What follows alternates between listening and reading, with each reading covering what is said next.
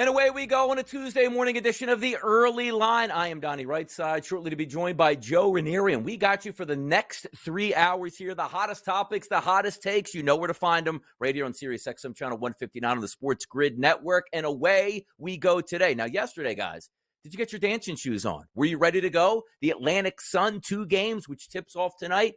3 more conference championships, which will have you covered. A big night in the NBA, a smaller card in college basketball last night. And I got to tell you right now, I'm kind of upset. I'm angry, and it's time to bounce back today. Why? Because your boy Donnie Rightside didn't win any money last night. If we're just recapping quickly here before you get to the 7-7, LeBron James needed you get the 24.5 points. You got the 19.5. 19. That's not good enough. You know what else I needed yesterday? Texas, just to hold on with an 8-point lead at the break here, getting 7 points in their game. They lost by 8. Come on now. Stop the madness. But you know what? The show goes on. We have a lot of topics to get to, which we're going to get to right now, which include maybe none bigger in the 7-7 in the sporting world. How about the Denver Broncos cutting Russell Wilson and taking an $85 million cap hit? Are you kidding me with this? It's amazing to think about in today's day and age in the NFL where so many teams worried about the cap hits they're going to take down the line, but thinking you have a superstar quarterback, maybe it can work out in your favor, and it absolutely did not for the Denver Broncos. So they're going to have 2 years to split up that $85 million cap hit, which leads us to believe here, how bad was it in Denver? How much animosity between Russell Wilson and the head coach, Sean Payton, did we actually not see behind the scenes here? For a team willing to eat 80, and just a couple years ago, take a look at the Philadelphia Eagles. Moving on from Carson Wentz here. Oh, my goodness, they're going to eat like $28 million in cap space. That's unheard of. Look at in today's day and age, we're eating $85 million for a quarterback that probably will end up at one point in the Hall of Fame. We'll see where he goes from here. As we welcome in the radio audience, you're watching and listening live to the Early Line on a Tuesday morning edition, March 5th, Sirius XM Channel 159, and all our radio affiliates are now in the building. We're going to talk more in next segment here about Russell Wilson. But let's get to other hot topics, which include the NBA. How about those Milwaukee Bucks? 113-106 victory over the Clippers. So you might be sitting back saying like, yeah, that's probably what we expected. The Clippers had an unbelievable performance the night before, particularly on defense to upend the Minnesota Timberwolves, but now taking on Milwaukee in their home building. But how about this? No Giannis Antetokounmpo last night. So you maybe thought that the Clippers would have been the side, and eventually they flipped over to the favorites last night. They were unable to come away with the victory. Why? Because Dame Lillard actually showed up in a basketball game here. We've been waiting quite a bit for Dame to take over the reins here of the Milwaukee Bucks, just like we saw so many times there with the Trailblazers. You take a look at his night, 41 points, which included a perfect 13 of 13 from the free throw line, 4 of 9 from three-point range, and shot the ball 22 times, going 12 for 22 from the field. That's a big-time win. And also, how about Bobby Portis coming off the bench last night? 28 points in that effort. If we're looking at the big three for the Clippers, they all played last night, guys, on a back-to-back. Paul George played 36 minutes, chipped in with 29 points. Kawhi Leonard played 37 minutes and had 16 points. And if you take a look at James Harden, also playing 37 minutes and scoring 29 points. Imagine that. No Giannis Antetokounmpo in the lineup, but yet you get 29-point performances by Paul George and James Harden, and you come away with the loss. Tough scene out there for the Los Angeles Clippers. But that wasn't the only Los Angeles team playing yesterday. Let's move it over to the Los Angeles Lakers, handling their business yesterday, 116-104 over the OKC Thunder. Now, the one thing that we knew coming in, we saw the performance on Saturday night where the Denver Nuggets beat the Los Angeles Lakers, but the Lakers were at home, rested on Sunday, played on Monday. If we were watching the OKC Thunder, a big-time victory just the night before in Phoenix, flying over to Los Angeles, and certainly those legs gave out there as they lost by double digits. Now, also, if you were handicapping these games, I told you, I really liked the Los Angeles Lakers yesterday as a -1 point favorite. They actually closed as a dog in this game, plus 1.5 points. Easy victory for the Lakers, but I thought LeBron James in this game, honestly, guys, was the best overall bet to take him over 24.5 points here at the FanDuel Sportsbook. He didn't get that done, but also Shai Gilgeous-Alexander, what happened, man? We're usually in the 30s automatically every single night. He only dropped 20 points in that game. Holmgren chipped in with 15, but if we're taking a look from a Lakers perspective, Anthony Davis at 24 points, solid game, but Russell, 5 of 11 from three-point range, and he was amazing in the second half, basically putting the game away. I believe he scored 9 points over a minute and a half stretch here to put that game away for the Los Angeles Lakers. A big victory for them. We'll see where they go into the future. Another game, your boy Donnie Rightside lost yesterday. The Baylor Bears, 93. The Texas Longhorns, 85. Stop the madness on this one. I had this game plus 7 points with the Longhorns. And at one point in this game, guys, Did you know the Longhorns had a 14-point lead, which included an 8-point lead at the break, and they let it slip away by giving up 53 points in the second half to the Baylor Bears. Now, the one thing that you will notice about this game with the Baylor Bears, which I thought was pretty incredible, their three-point shooting. I've talked about this ad nauseum on this network repeatedly. If you take a look at the way they shot the three-point shot before heading into the Big 12, struggled for a little bit, but take a look at last night. 9 of 13 from three-point range, which is close to 70% as a team. But how about this one? You want to get to the free throw line? You want to work here? 81% from the free throw line. And that's not actually, hey, they shot 8 of 10 from the line. They shot 34 of 42 from the free throw line. That's how you put teams away, no doubt about it. Duke also picks up a win in the ACC. Talking about this game yesterday, saying Duke needed to beat the NC State Wolfpack to have a chance this weekend to claim a share of the ACC crown. They get it done 79-64, which included a big-time second half for the Duke Blue Devils, 46-34.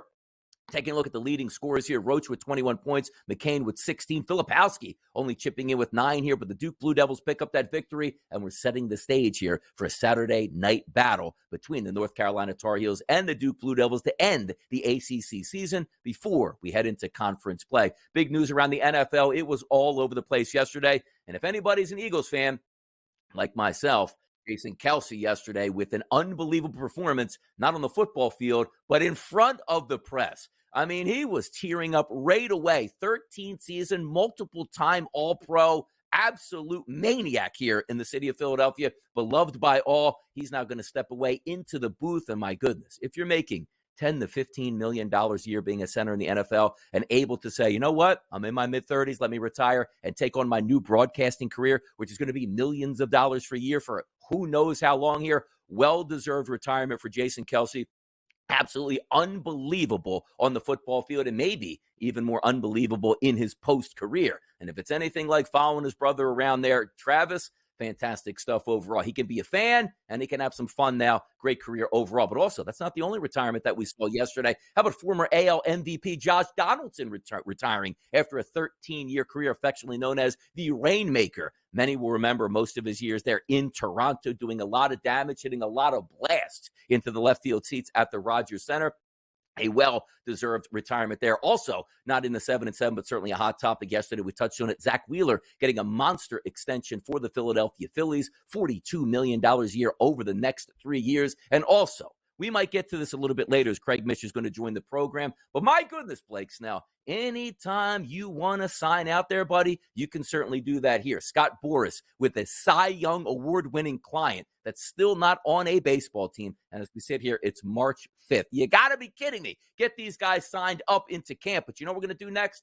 Talk a lot more about Russell Wilson and what this means for the Denver Broncos, for Sean Payton. Where is he going to wind up? Nobody knows. But the one thing we do know is what a terrible trade for the Denver Broncos. I'm Donnie Rightside. This is your early line, and we will be right back.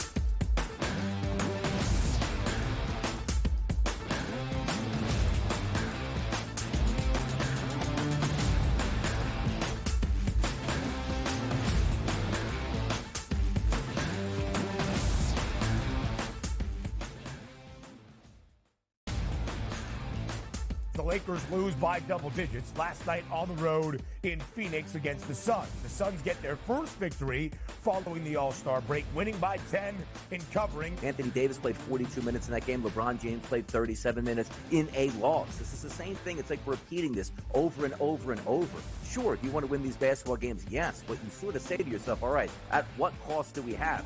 The Early Line, only on SportsGrid. The Bostonian versus the Book. In the Big Ten, it's the same thing. No offense to you guys. This feels like the Penn State rule. This feels like This is the guaranteed Penn State to get in. We need to Penn find State's a way to let them in because they can't beat Michigan. They can't beat Ohio State. But Right. if we make them a third, They get in. this is they're the Penn always State going to rule. be better than the West half. Yep. That 1 year that Lightning in a Bottle catches on the West half, we'll let them in too because they'll bring people. The Bostonian versus the Book. The Brooks are treating the Celtics 4 points better at minimum than maybe every single team in the NBA. And so far, I believe they've covered every game since the break. The Celtics' strict goal here, anything less than a finals appearance and a finals championship is going to be a failure for the Celtics. They got all the pressure. in the world across the board here. Game time decisions only on SportsGrid. Laying points on the road in college basketball is an absolute landmine. I would not do it. I won't do it the rest of the year. I'm done doing that because it just consistently loses. I mean, 3 possessions in a 9-point game in which the opposition now is the clock, not the actual team you're facing, right? Right. And these guys are taking up shots. I mean, it's just like, that's why it's the NBA. In-game live, prime time, only on SportsGrid. It's smarter to be on SportsGrid, your 24/7 sports wagering network. The early line. Magical and historic season in Lincoln, Nebraska continues. He is the best player in the NBA, but also in the biggest moments where the national media is watching. Newswire. Something that we have never seen happen before with one of the iconic coaches in the game. Pharrell coast to coast. The team covers. It's automatic. It's every time. Not sometimes. It's every time. Game time decisions. Luka is actually far more dangerous from 3 on the road this year than at home. This game here tonight, you may want to consider taking as many points as humanly possible. In-game live, prime time. We got not 1, but 2 coaches fired systems in place. Sports Rage This late sort of night. has letdown written all over it. It's going to be hard to match the emotion that they played with the other night. It's smarter to be on SportsGrid.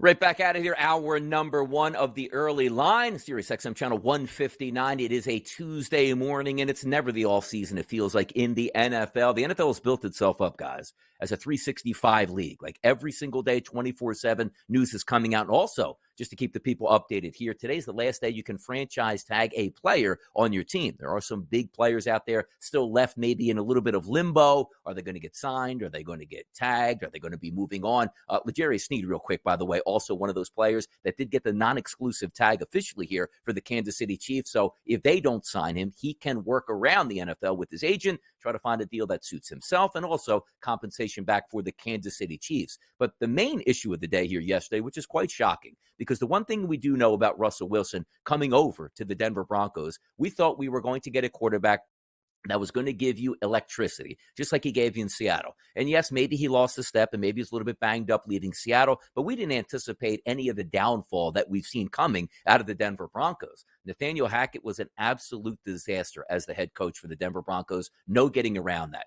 They go out and make a move to get Sean Payton.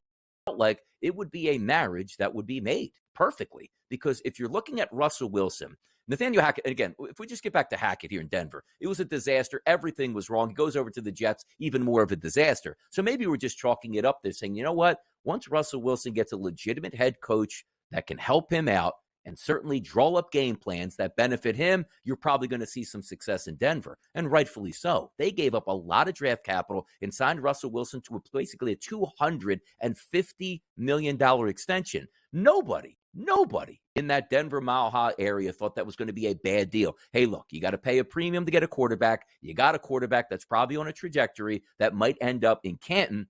We got to take a swing at this. And boy, oh boy, was it a disaster. Not only was it a disaster, because sometimes you could take a look and say, well, the play just wasn't there. Like, we didn't make any Super Bowls with Russ, but it was a good 5-year run. It just didn't work out, and we go our separate ways here. But the fact of the matter is, you move that draft capital, which, again, hurts your program already. Secondarily, you pay all that money out, and you're expecting Pro Bowl caliber football play out of your quarterback. And certainly coming over from the Seattle Seahawks, we expected that. Sean Payton's a very good head coach. Sean Payton did wonderful things with the New Orleans Saints, which included winning a Lombardi trophy. Now, we were expecting Sean Payton to come over right away and win a Lombardi with the Denver Broncos. No, but the one thing we expected was a competent quarterback position. That should have been the last thing that Sean Payton was worried about coming over from the New Orleans Saints. And also, if we can get back to the reason why he chose the Denver Broncos, do you think he actually chose the Broncos going, you know what?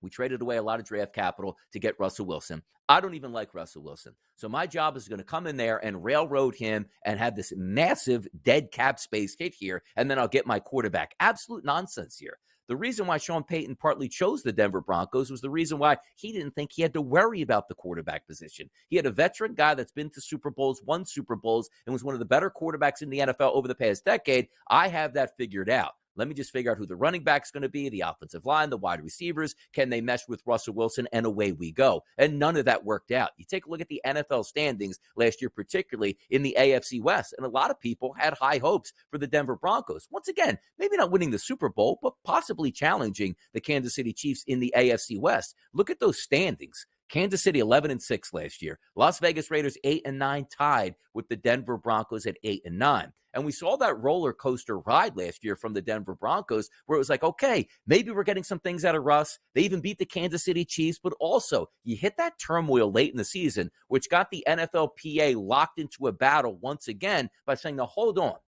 If the information we're getting out of the Denver Broncos is correct here, fellas, you can't do this to a player. They basically told Russell Wilson, give up your guarantees or we're not playing you anymore. And rightfully so, Russell Wilson looked at that and said, you know what? I'm not giving up my guarantees. They were written into my contract for this specific reason here. If I get injured, if I play, I don't care. I want my money here. I'm a top quarterback. I deserve that. So basically, Sean Payton and the Denver Broncos gave an ultimatum to Russell Wilson that didn't work out in his favor. And they said, you know what? We'll just move on from you. And then the charade late in the season was, hey, you know what? Well, he's still our quarterback for next year. I still think he's going to be worthwhile. We just couldn't play him. It's strictly a football move. Guys, we know, even though Russell Wilson didn't have a great season, that was not a football move. That was a financial move here, saying if we make the move in the offseason, we are going to have Russell Wilson healthy, because if he's injured, we can't make any moves. $37 million would be initially guaranteed to him, whether he played or not, and they couldn't afford that.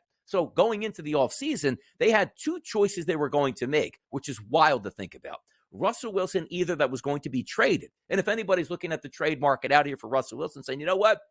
He might be a valuable quarterback on another franchise. The fact of the matter is, what other franchise was going to take on this contract in its entirety here with all those cap hits? They're not crazy. They weren't going to do that. And you know, rightfully so, the Denver Broncos were making their phone calls around the league on Russell Wilson to try to say, where can he land? Can we get any sort of compensation? Heck, even a 7th-round draft pick to get this number off the books. Now, still trading him, you would have incurred a cap hit here, but it wouldn't have been accelerated because with that move, you could have spread that out over a number of years. Now you're getting that $85 million with cutting Russell Wilson that accelerates into the next 2 years. Now, granted, the Denver Broncos, if they wanted to, could have that entire cap hit in 2024. But I don't care how high the salary cap goes up, affording $85 million for one football player. That's not for the whole team. That's one football player. So you know other guys are getting cut and moved around. Let's just say the Denver Broncos had a dead cap space this year of close to $100 million.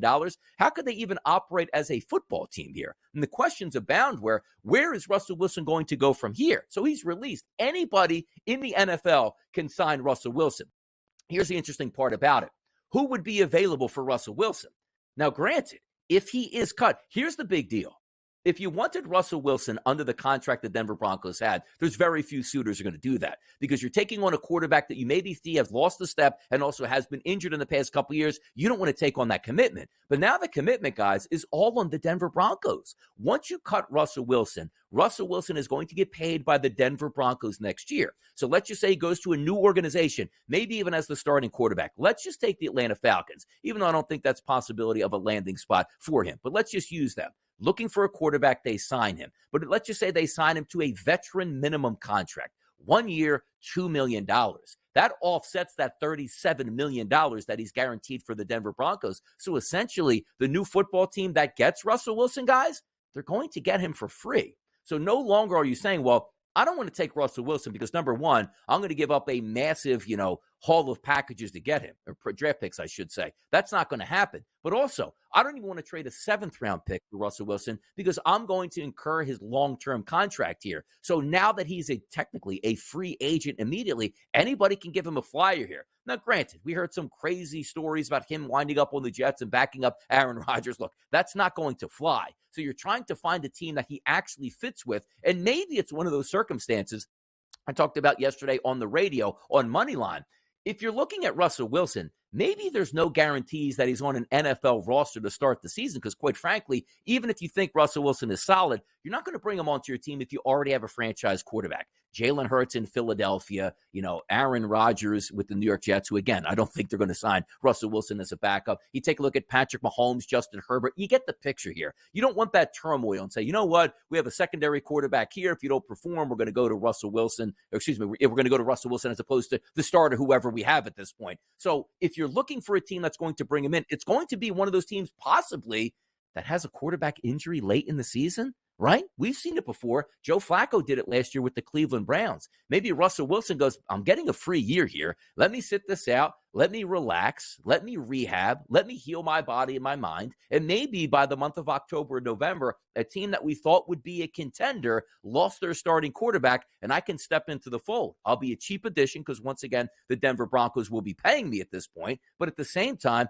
I might be just as effective just getting that reset on my career, going to a different organization and see if it can work out. The one thing we do know, this is a wild scenario, maybe a cautionary tale for the future.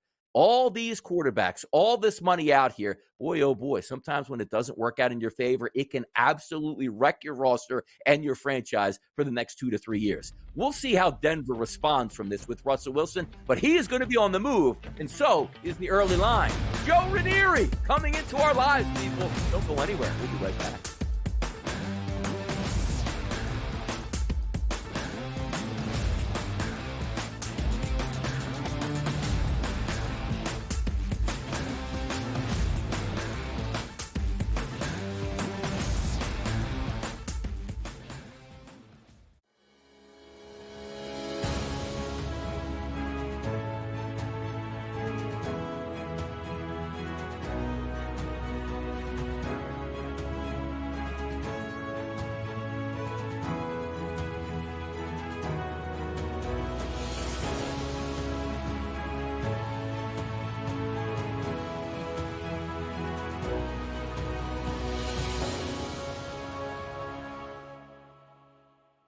Introducing Sports Injury Central's new feature, The Injury Edge, your NFL matchup cheat sheet. See all the significant injury mismatches broken down by offense and defense to highlight where the advantages lie. All for only $2.99 a week. How can you even consider making a bet or setting your fantasy lineup without knowing the injury mismatches? Go to sixscore.com today and get this week's Injury Edge.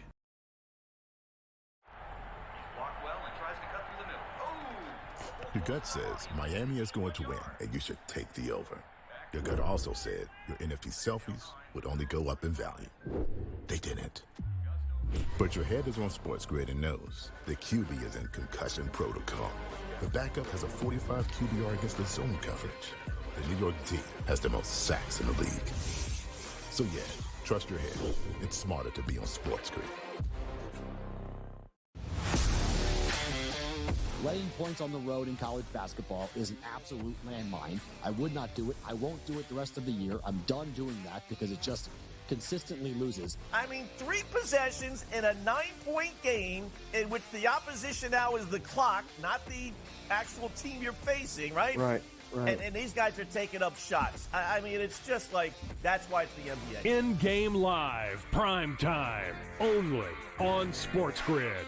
It's smarter to be on SportsGrid, your 24/7 sports wagering network.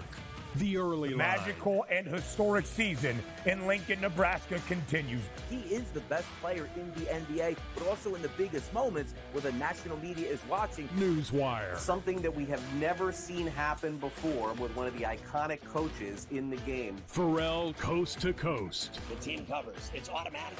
It's every time. Not sometimes. It's every time. Game time decisions. Luka is actually far more dangerous from 3 on the road this year than at home. This game here tonight, you may want to consider taking as many points as humanly possible. In-game live, prime time. We got not 1, but 2 coaches fired systems in place. Sports Rage This late sort of night. has letdown written all over it. It's going to be hard to match the emotion that they played with the other night. It's smarter to be on SportsGrid.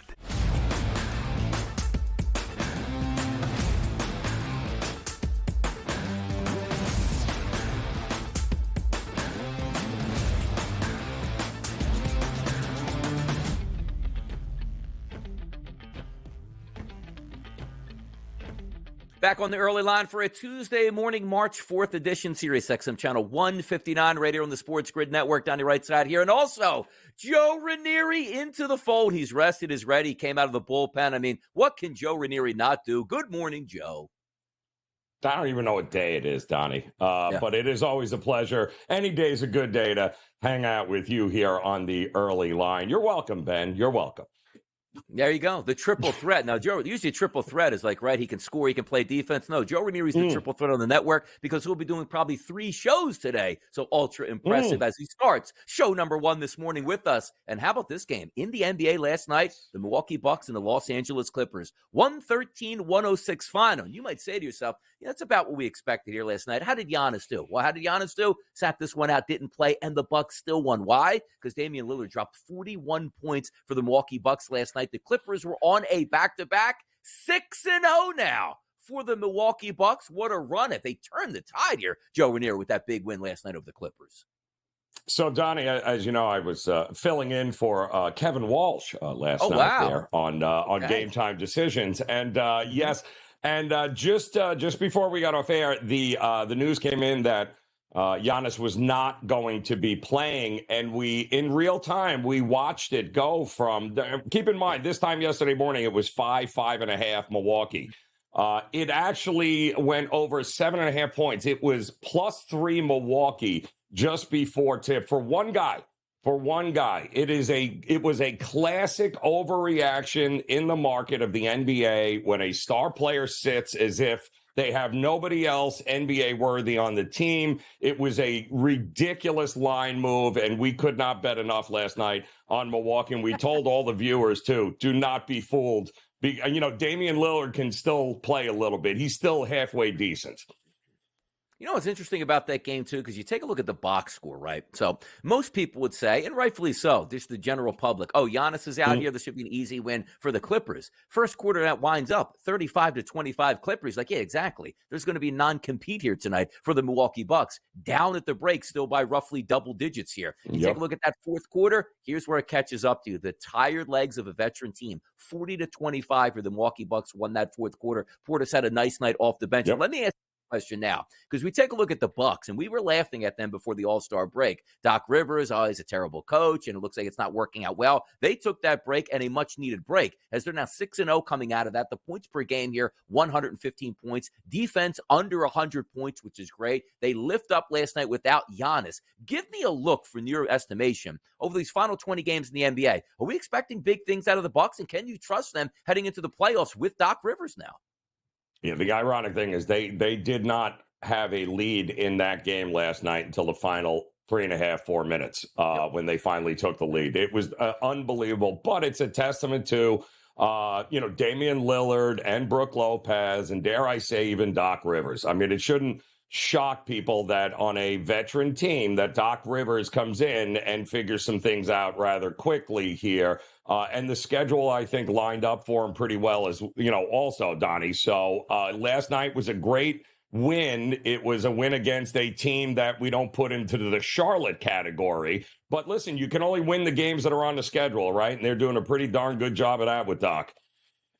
How about this, though? So we go from the Clippers playing last night and losing to the Milwaukee Bucks. Key ingredients there because the Clippers still trying to get to that top spot if it's possible in the Western Conference. But another team locked and loaded right in there for that top spot is the Oklahoma City Thunder. They go on the road on a back-to-back here after beating the Phoenix Suns, Joe, and they drop a 116-104 effort against the Los Angeles Lakers. We both were on here yesterday on the early line saying how much we like the Lakers. And even later in the afternoon, they flipped to a dog +1.5 to +2 prices, depending on where you're getting that number from.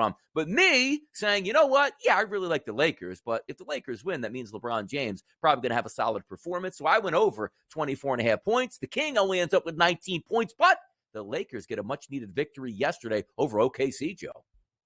Yeah, and we also said, right, that we needed Anthony Davis to show up after a absolutely poor performance against Denver. Now, had the Lakers actually won and finished off the Nuggets, we probably would have had a different opinion on this game last night. But because they lost in the second half, the way they lost there, given the celebration, being rested, it was, I don't care who you are, it was not a great spot for OKC last night. It was not a great spot for the Clippers. And the NBA, betting the NBA is all about situational betting. It's all about, picking your spots against teams that would normally win, should normally win, but the schedule just, it becomes a little overwhelming. Take a look at that game yesterday, too, because you did have that line shift and move midway through the afternoon. We saw that questionable tag get hung on LeBron James with that ankle injury. So you started to think to yourself, no LeBron James, how do they fare? But he ends up playing in that game and played decent basketball. But it was all about OKC only getting to 104 points, which includes Shai Gilgeous-Alexander. He's automatic over 30 points. He scores 20 last night. That's usually the first thing I go to. They had balanced scoring in the starting lineup, just not a lot of scoring in that starting lineup, 27-18. In the second quarter here, the Los Angeles Lakers had the lead, and then in the third quarter, won that quarter 37-29 before cruising to a victory. And it'll be interesting to see how the Lakers go down the stretch, but I think we can be in agreement here. The Lakers will be in the playoffs. It's just a matter if they have enough in the tank to get through that 1 through 6 as opposed to playing in the play-in with the 7, 8, 9, and 10. So from your look for the Lakers right now, you're a betting man. Do the Lakers get into that top 6 here, Joe, or are they probably going to wind themselves up here and say, you know what, let's just get into the play-in rounds, let's stay healthy, and see if we can work our way through that? Yeah, it's hard. I mean, when you get to guys like, LeBron and Brady and, guys that are considered GOATs in their own generation here, they know this game. They understand what they're doing here. It is so hard to bet against them not making the playoffs as long as LeBron and Anthony Davis. I mean, look what happened last night. It was the D'Angelo Russells. It was the Reeves of the world. Everybody stepped up around the great ones, right? And even with AD and maybe LeBron a little hurt, a little banged up there, they were still able to. I mean, they opened the fourth quarter. They rattled off 6 straight threes. That wasn't Anthony Davis hitting threes. That was everybody else around him stepping up. They will continue to do this. They will frustrate you, but ultimately, you can't bet against Anthony Davis and LeBron James not at least sneaking in and causing some problems. Looks like the Chicago Bulls here winding up in that play-in round because I don't think we're going to get too much push from those bottom feeders here. They the 113-109 victory on the road against the Sacramento Kings. We know the calling card typically for the Bulls is a little bit of a slower tempo, play some defense. That's a pretty good effort holding the Kings, who are known to play with tempo, to 109 points. But how about a rebirth here in this lineup? DeMar DeRozan drops 33 points in this game, which included 10 of 12 from field goal range and also 11 of 12 from the free throw line, also chipping in. White, 37 points in this game, and also DeSumo with 20 points. That was an impressive effort out of the Chicago Bulls. The one guy that's always going to stat stuff, by the way, for the Sacramento Kings is going to be Domantas Sabonis. Didn't have a triple-double, but had 18 and 21 in a losing effort. It's a nice win by the Bulls here, rounding into form in that play-in round here, Joe. Yeah, no, it was. And it was a absolutely horrific loss by Sacramento, given the fact that, well, listen, we were questioning all day, Donnie, was De'Aaron Fox going to go? He was questionable pretty much right up until about 20 minutes before tip-off last night. He's a go. So all of a sudden, all right, Sacramento backers are ready to rock and roll. It's a 22-point lead. Donnie, 22 points in the second half of this game here in the third quarter and the fourth quarter. And then they get absolutely smoked 36-18 in the fourth quarter. And that was all she wrote. So just terrible, terrible defense once again by Sacramento when it mattered. And unfortunately, De'Aaron Fox, I know De'Aaron Fox, it didn't matter last night. They didn't have enough left in the tank to be able to finish the game. Having enough left in the tank to finish the game. That was the Minnesota Timberwolves yesterday, Joe. 119-114 over the lowly Portland Trailblazers. But wins are all that matters. Yesterday, looking at the standings, we saw ourselves looking at Oklahoma City with a half-game lead over the Minnesota Timberwolves. But as we just told you, the Minnesota Timberwolves picked up a victory while the Oklahoma City Thunder took a loss out there in Los Angeles. So now a new leader in the clubhouse is the Minnesota Timberwolves from yesterday. Now, the interesting thing is, you say, all right, how'd the starting lineup do yesterday? Alexander, Conley, Towns, Gobert, McDaniels. Wait a second. Where's your superstar Anthony Edwards at? 35 minutes coming off the bench, Joe Ranieri. How about this one? Missed tip-off and had to check in late. Now, this wasn't him coming to the arena late, like, oh, my goodness, there's so much traffic. I just got caught up out here, needed a police escort here just to make it by tip time. Was he just circling the building? Was he having a hot dog, popcorn, maybe even a couple sodas before the game started? Missed tip-off, but it didn't matter. The Timberwolves picked up a victory. But clearly, Edwards was rattled. Only 13 points coming off the bench in 35 minutes. Let me give you the quote, Donnie. You ready? From Anthony Edwards. Quote, I lost track of time, end quote. Wow. Sounds a lot like Kevin Walsh. It's not a great situation at all there. And don't forget the game prior against the Clippers. He was the guy that, with 3 seconds left in the game, decides to, we're down 3, so I should just drive it to the bucket and dunk for 2 and not have enough time to get the ball back. So there are some dudes with immense talent that are just a few fries short of a Happy Meal, and that would be Anthony Edwards. And by the way, let's take a look at the futures of these teams that are sitting up top. Now, granted, we know the Denver Nuggets are plus 185 to win the Western Conference. Can they win it? Of course they can. But take a look at the teams currently tied up at the top of the standings as well. Oklahoma City and Minnesota, an 8-1 price now. So we take a look at the Oklahoma City Thunder to win the Western Conference. The Minnesota Timberwolves, who currently stand in first place, plus 950. So, Joe, quickly, any money coming your way here on the Thunder or the Timberwolves? Are you sitting those two out? Certainly Minnesota, because you can't trust them in crunch time. I lost track of time. That's your star player there. I think OKC out of those two would be the only one I would look towards. The MVP market has been a changing here in the NBA landscape over the past 3 weeks. Let's see where it certainly winds up now. It's Donnie right side. It's Joe Ranieri. This is the Early Line. We'll be right back.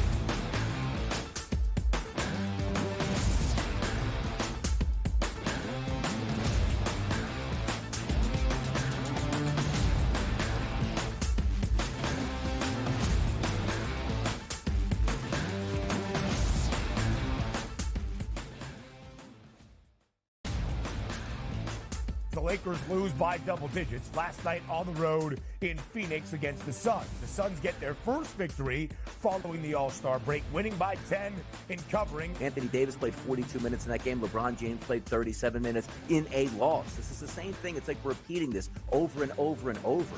Sure, do you want to win these basketball games? Yes, but you sort of say to yourself, all right, at what cost do we have? The Early Line, only on SportsGrid. The Bostonian versus the Book. In the Big Ten, it's the same thing. No offense to you guys. This feels like the Penn State rule. This feels like this is the guaranteed Penn State to get in. We need to find a way to let them in because they can't beat Michigan. They can't beat Ohio State. But if we make them a third, they get in. Third, this is the Penn State rule. Be better than the West half. Yep. That 1 year that lightning in a bottle catches on the West half, we'll let them in too because they'll bring people. The Bostonian versus the Book. The Brooks are treating the Celtics 4 points better at minimum than maybe every single team in the NBA. And so far, I believe they've covered every game since the break. The Celtics' strict goal here, anything less than a finals appearance and a finals championship is going to be a failure for the Celtics. They got all the pressure in the world across the board here. Game time decisions, only on SportsGrid.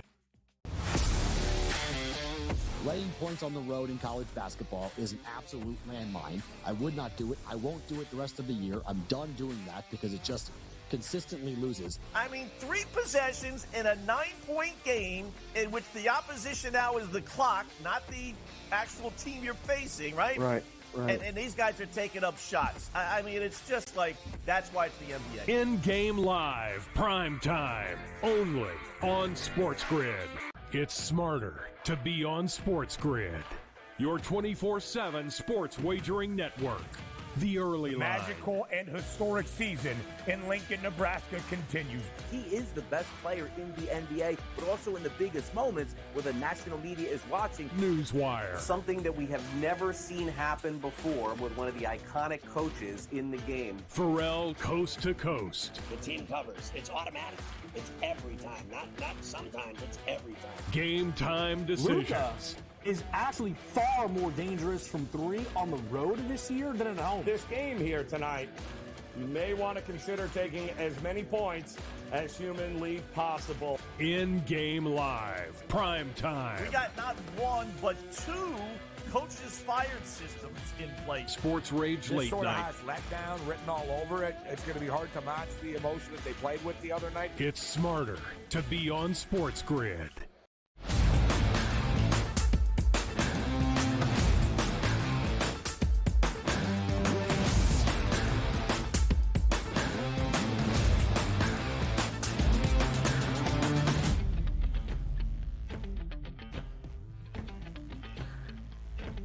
It's award season here in the NBA. Well, not officially right now. They're not going to award any awards, but you know how you win MVPs here, Joe Ranieri? You win them by playing great down the stretch. And as we know, the MVP market in the NBA, similar to every other sport here, you don't get any bonus points for making a deep playoff run. That's why it's called the regular season MVP award. Let's take a look in the NBA of where we were when Joel Embiid had initially gotten hurt. So back on the day, January 31st, Nikola Jokic was a slight favorite here at minus 125. Shai Gilgeous-Alexander, a 3-1 price. Luka Doncic, 5-1. Giannis Antetokounmpo, 7-1. And Jason Tatum at a 37-1 price. Now, we know the times were changing because it was Jokic and Embiid going head-to-head. But now in the NBA, you have to play a certain amount of games, which means 65 games or more to be eligible for anything in the offseason awards market. First team All-NBA, second team All-NBA, third team All-NBA, vice versa, and the awards that you can win, which can be the MVP and any other one.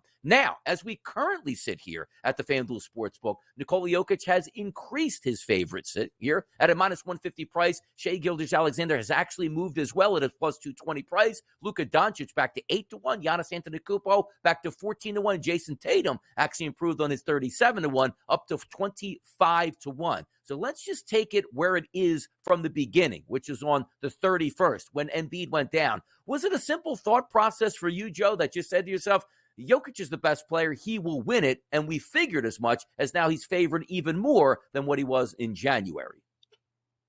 Well, I think prior to Embiid getting hurt, it was certainly a three-person conversation, right? Obviously with the big man Jokic there, and then of course Embiid was having an unbelievable season prior to him getting hurt, and I think SGA was kind of the odd man out, but you still had to include him into the conversation, although I don't think anybody was sold on him to be the guy in front of Jokic. But now, of course, since Embiid has gone down, SGA has done nothing but show you exactly why he should be considered in the MVP conversation. And as good as he has been, Donnie, I still think there is no more valuable player to any one organization than what that big man is in Denver, to the champs, by the way. But, you know, MVP fatigue is it's a real thing here. We've said it a million times, right? Jordan should have been MVP every year he played.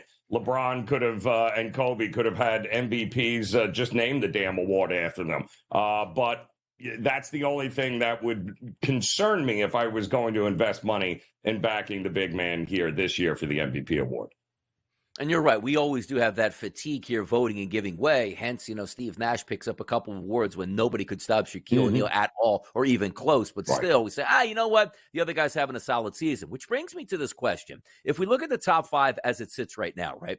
Jokic, SGA, Luka Doncic, Giannis, and Jason Tatum. If I asked you there, Joe, who is the actual, forget about the voting, who's the best player of that five right there? Who's the best player?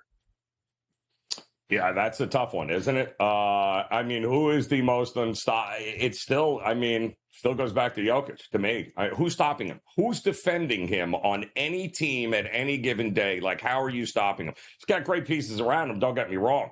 But quite honestly, Dottie, let me ask you, if, you get one final opportunity to win a championship with the clock running down, who do you want? Whose ball? Who do you want to have the ball? Who in whose hands? It's the big man, and he's shown it time and time again here. It's amazing generational talent. Amazing.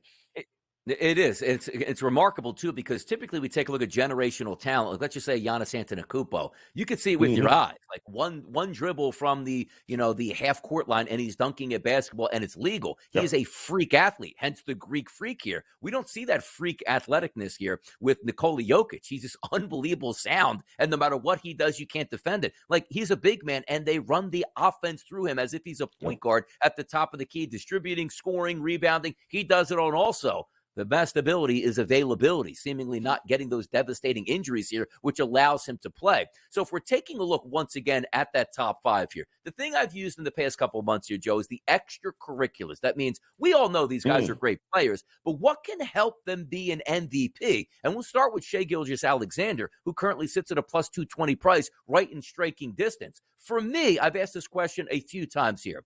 Can SGA, Joe, win the MVP award if Oklahoma City does not finish at the top of the standings in the West? I don't think so. I think it's a well, I shouldn't say that. I do think there's a scenario if he goes on a ridiculous run and OKC. I mean, for instance, if they would have won that game last night, a game that where all the odds were against him or should have been against him in that particular spot. I'll say this about him. He's never missed, I think, the second of a back-to-back. He doesn't miss a ton of games. That wasn't a case a year ago. I think that's important in the conversation, too, is how many of these guys can you count on even when the situation is brutal or the scheduling is brutal? And he has been there every game, tired legs or not. And I think he'd have to do something special down the stretch here. And even if they didn't win the West or have the number 1 seed there in the West, I think even if he's number 2, I think he's going to garner significant votes here, but I just don't think it's going to be enough to overcome the love for the big man. And this could very well be the last year the big man gets the MVP because of the Shaq syndrome like you talked about earlier.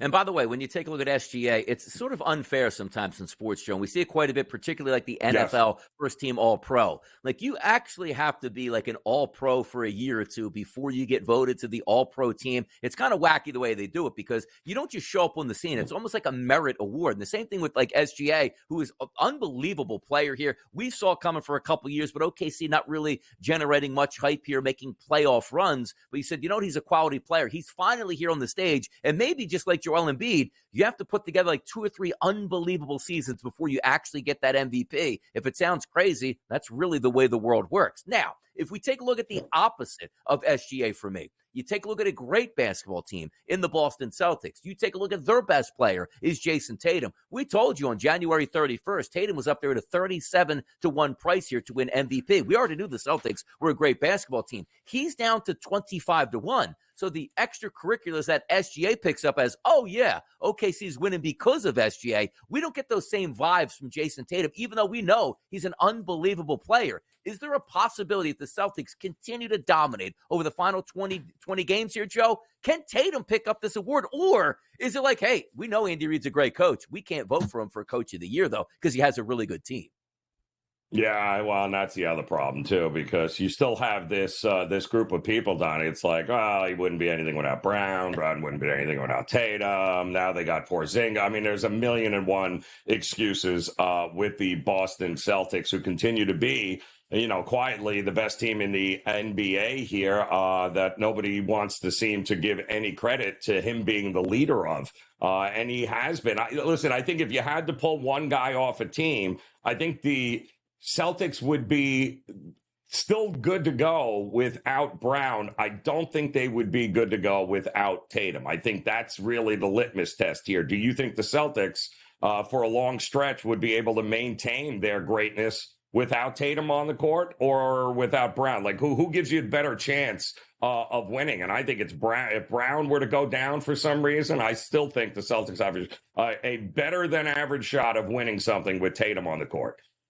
Yeah, really, really good basketball team. We'll see where they wind up and see how, quite frankly, how many losses they actually have over their final 20 games. Another interesting guy that we take a look at on a year-to-year basis, and before the season started on the early line, both myself and Ben, who do you want to win MVP? Now, granted, you could just say Jokic every year, and you probably have a really good chance at doing that. So I went a little bit down the board to start, and that was with Luka Doncic, who on January 31st was a 5-1 price. We now see him at an 8-1 price. This is one of those teams where, okay, we know the Mavericks are a good basketball team. Doncic is a superstar, so is Kyrie Irving. On a night-to-night basis, Joe, they put up 30-plus points, it seems like, every night. But quite frankly, that doesn't translate into winning basketball. We know it's a stat game, and a lot of voters look at stats. Luka's got those stats here, but something's missing with the Mavericks. Maybe another great player. What are the chances that Luka, over the final 20 games, can do some incredible things, which he has been doing, and maybe take down an MVP here in 2024?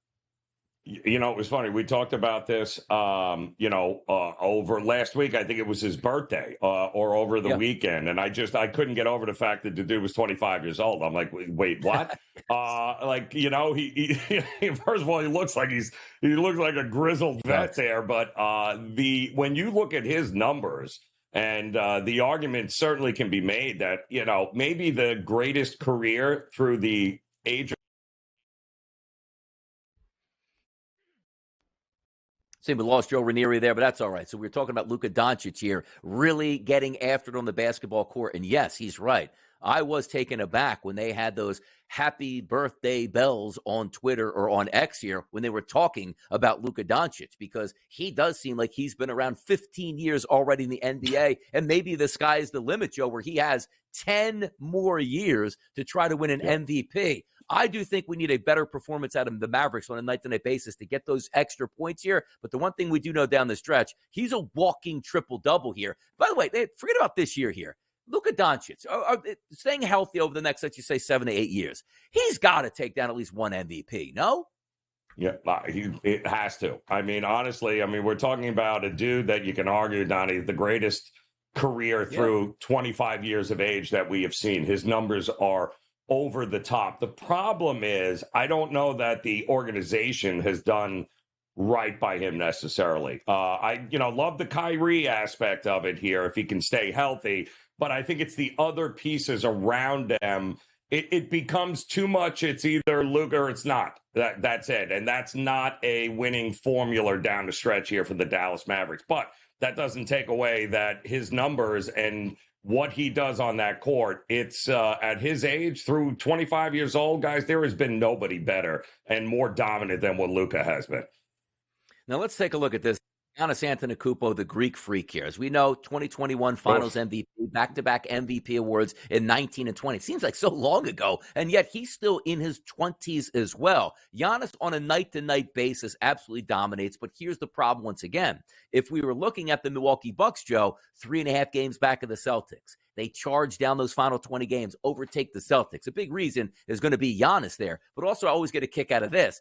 Well, the Clippers were in town. Giannis sat out. Damon scored. So how much of a valuable player is Giannis actually? Because seemingly they can win without him. We know you can't do that. But Giannis finding his way back here into the MVP status. Can it happen this year? Or are they just too far back as a team to try to overtake the Celtics and get those bonus points?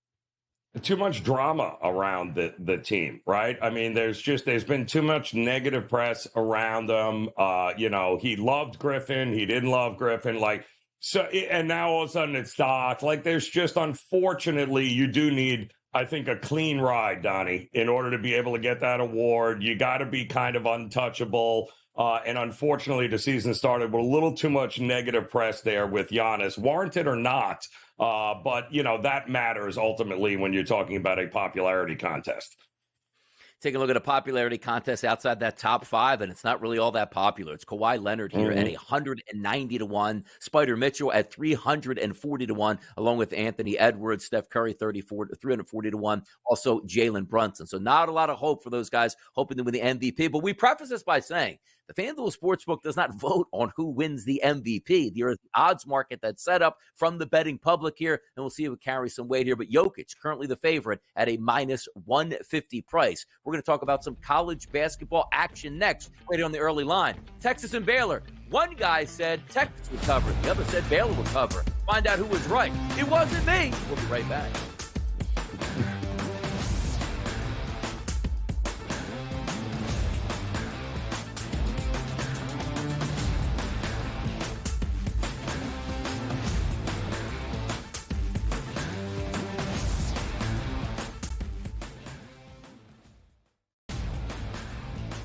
The Lakers lose by double digits last night on the road in Phoenix against the Suns. The Suns get their first victory following the All-Star break, winning by 10 in covering. Anthony Davis played 42 minutes in that game. LeBron James played 37 minutes in a loss. This is the same thing. It's like repeating this over and over and over. Sure, do you want to win these basketball games? Yes, but you sort of say to yourself, all right, at what cost do we have? The early line, only on SportsGrid.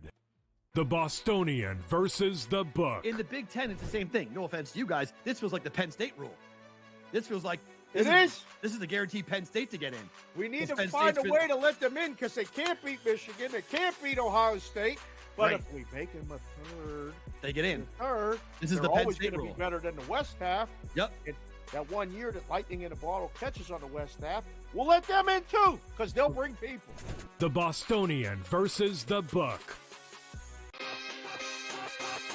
The Bucks are treating the Celtics 4 points better at minimum than maybe every single team in the NBA. And so far, I believe they've covered every game since the break. The Celtics' strict goal here, anything less than a finals appearance and a finals championship is going to be a failure for the Celtics. They got all the pressure in the world across the board here. Game time decisions only on SportsGrid.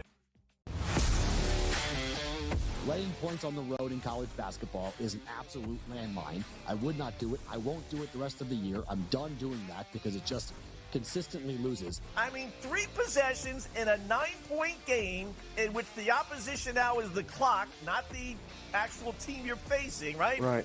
And these guys are taking up shots. I mean, it's just like, that's why it's the NBA. In-game live, prime time, only on SportsGrid. It's smarter to be on SportsGrid, your 24/7 sports wagering network. The early line. Magical and historic season in Lincoln, Nebraska continues. He is the best player in the NBA, but also in the biggest moments where the national media is watching. Newswire. Something that we have never seen happen before with one of the iconic coaches in the game. Pharrell, coast to coast. The team covers. It's automatic.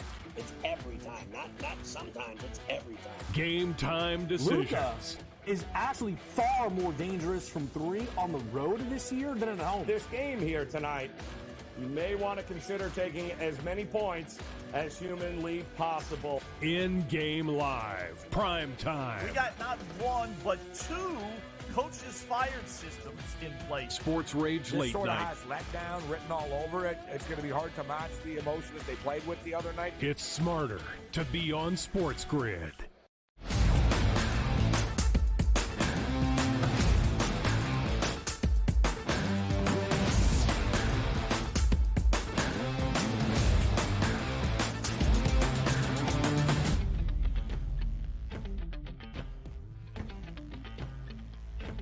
It's getting wild down in Waco. Why? Because the Big 12 is coming to a grinding stop at the end of the week before we get to conference championships and then March Madness. How about yesterday? The Baylor Bears 93, the Texas Longhorns 85. And for myself, Joe Ranieri, who usually doesn't get to stay up for these games and watch the finish, loved what I saw early. My Texas Longhorns, as I took them getting 7, they actually closed as a 7.5-point favorite, and thank goodness that didn't matter to me. 93-85, Baylor was able to knock down the 3-point shot, something they're one of the best teams in the country at doing, and they pull away with an unbelievable charge in the second half with 53 points against Texas to come away with a win and a cover. The Baylor Bears going to be dangerous here in March, Joe.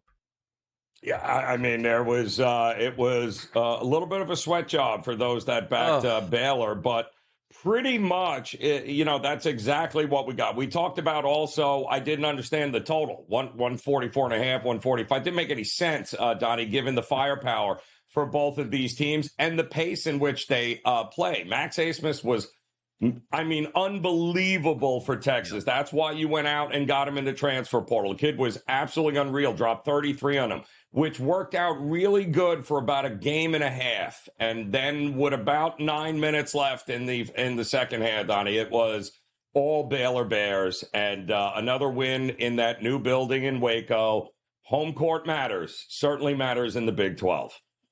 Certainly does. Home court didn't matter in the ACC last night. It's the Duke Blue Devils 79-64 of the NC Wolfpack. And this is what I like about it. Look, UNC is probably going to beat Notre Dame this week. No doubt about that. That sets up a great game this weekend, Joe, in Cameron Indoor Stadium. If the Duke Blue Devils can knock off UNC, they'll get a share of the ACC regular season championship. That was a good win for Duke last night.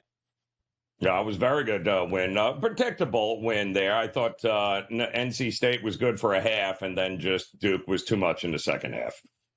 Too much here. We'll find out who wins the ACC this Saturday, and away we go into the conference tournaments here. College basketball turning up the gas, and for the next month here, we're going to have a sensational time right here on the SportsGrid Network. But we're going next to Gridiron for hour number 2. Let's talk some NFL. We'll be right back.